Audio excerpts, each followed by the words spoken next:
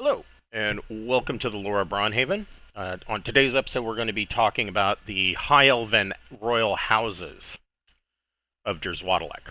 And so, when the elves split off from the Phase Elves, they had made the decision uh, fairly early on that they were going to do away with the Seelie and Unseelie courts that rule the Phase Elves, over all the elves really, of the Fey realm. And in doing so, they created a number of bloodlines or houses that would be the rulers of Derswadalek. And of these houses, with the death of King Viduan Ravenala and the creation of the Council of Elders, the Elven houses lost a lot of influence and power. But that's not to say that they're gone completely. In the current age, there are six remaining High Elven houses, and for the most part, they dump most of their efforts into the guilds or into various financial interests. So if you hear that a high elf comes from old money, they're probably talking about one of the elves from the houses themselves. And so the first of the elven houses is House Elgwin. And unlike some of the other houses that focus on guilds or financial interests, really the big focus of House Elgwin is that they are notable for backing the new faith. They are big proponents of the Council of 12 Elder Gods and the Chapel of the Gods in the capital city of Glaushine. They almost everybody of House Elgwin is going to be a member of the church in one way or another, either as clerics or acolytes. Other members are just very strictly devoted to the new faith.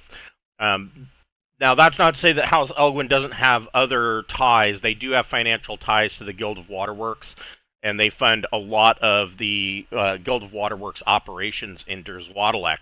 Um, they are currently led by the high elf named Pertham Elgwin, who is a shrewd businessman, and he himself is a devout follower of Octus, the Lord of the Dead. The next, the next house is House Helisarin. They are known as having the largest standing army of all houses in Derswadalek, and because of this, it often falls to Helisarin to take up defense of the city, or to supply guards for the watch.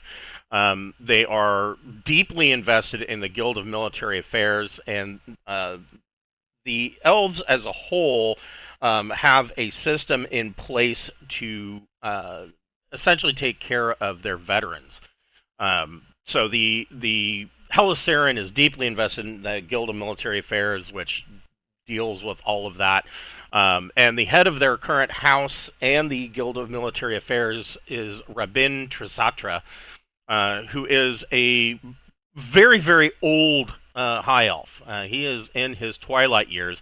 And because of his age, a lot of the day-to-day operations of both the guild and the house fall to Rabin's daughter, Elmira Trisatra. And she kind of deals with all of the day-to-day operations of the guild military affairs for the most part, and dealings of the house.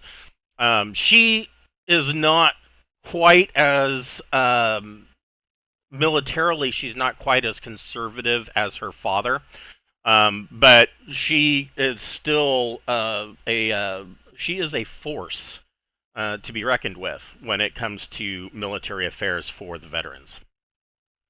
The next house is House Inathana. They are heavily invested in the Guild of Shipping and Fishing.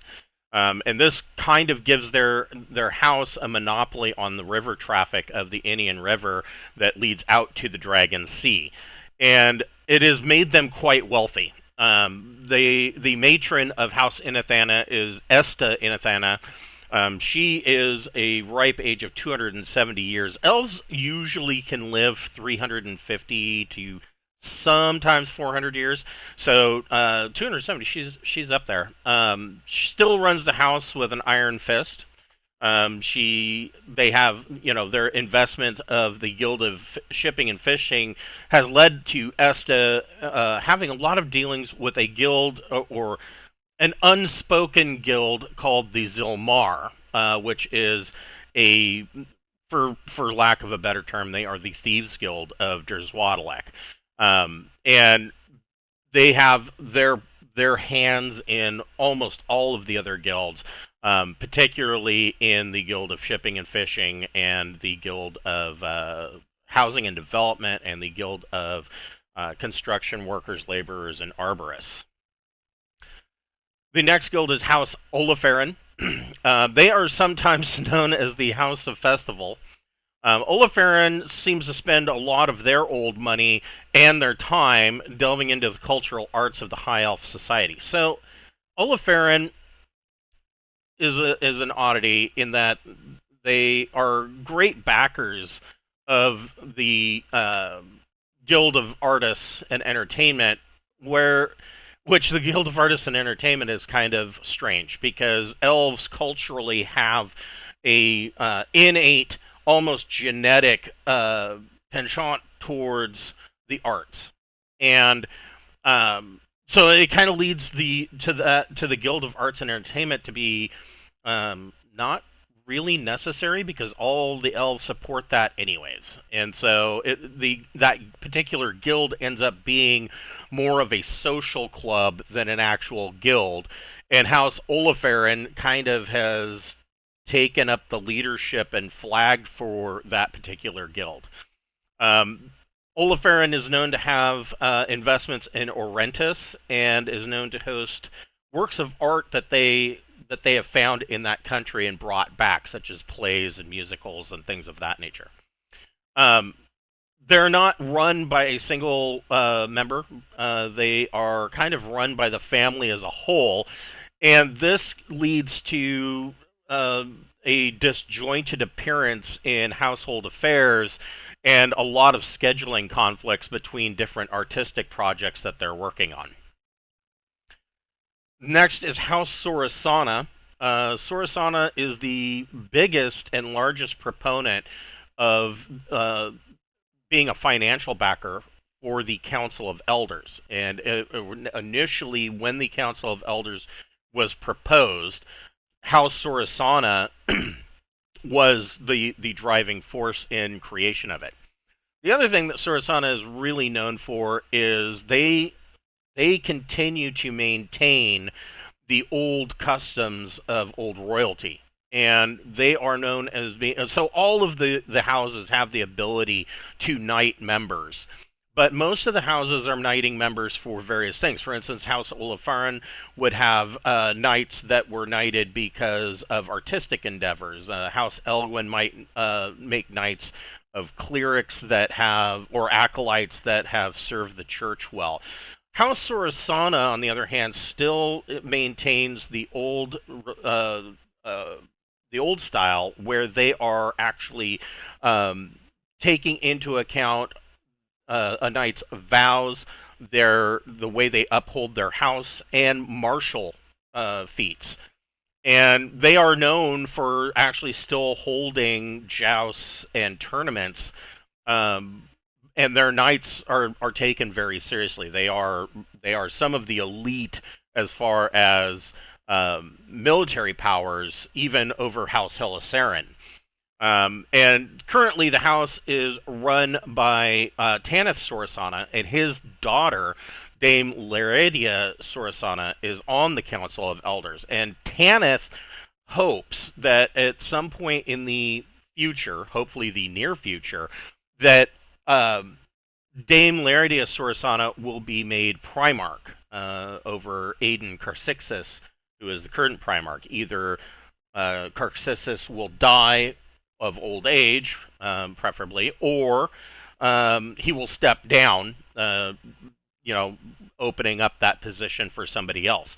And Tanith really hopes that that Dame Lyridia will actually take the position or be voted in as Primarch of the Elder Council, considering that it is in Tanith's view that his daughter actually embodies the totality of the House of Sorasana itself, and so they're banking everything on her. No pressure. The last of the six houses is House Wissavler. They have considerable investment in the Guild of Housing and Development and the Guild of Agriculture, to the point that the Guild of Agriculture, I believe, was actually kind of disbanded and given over to House Wissavler in totality. So their house actually controls agriculture directly without actually having to deal with a guild.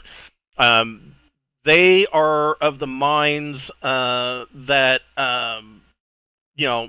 everybody should have housing, everybody should have food to eat, and they do a very good job of making sure that that happens. Their biggest concern is they're trying to pressure the Council of Elders to mend fences with the Wood Elves. And so the Wood Elves, being, disenfranchised and a much more conservative sect of elves as far as the old ways of the elven people, they are incensed by the actions of the High Elves. They are incensed by the creation of the Council of Elders. They are really incensed by the focus of religion towards the new faith. And the House Wissavler keeps pressuring the Council of Elders to mend those fences, close that division, make some compromises. Of course, the problem with the Council of Elders is that they're elves. And so having these long, lifespans to as high as 400 years causes them to not really move quickly on anything. And even though all elves have these long lifespans, it is quite apparent now in the current age that this is not something that you can leave to the long lifespans. And the longer that it is left, the worse that it gets. The less that is said about it, the worse that it gets. And so Wissavler is really pressing for that. They have been engaged with talks with the Wood Elves, but that, because of the actions of the Council of Elders, that has pretty much stagnated over the last 50 years and gone nowhere. Wissavler has invested a lot of money into purchasing up land in the city or even on the outskirts, such as in Southbridge, in order to create housing and farms for the Wood Elves, because they were promised by the Council of Elders that this was going to be something that was going to happen, and then it just didn't. And so Wissavler kind of took a little bit of a financial hit, as did the city. The city is currently in this stagnation because of these farms that were purchased up.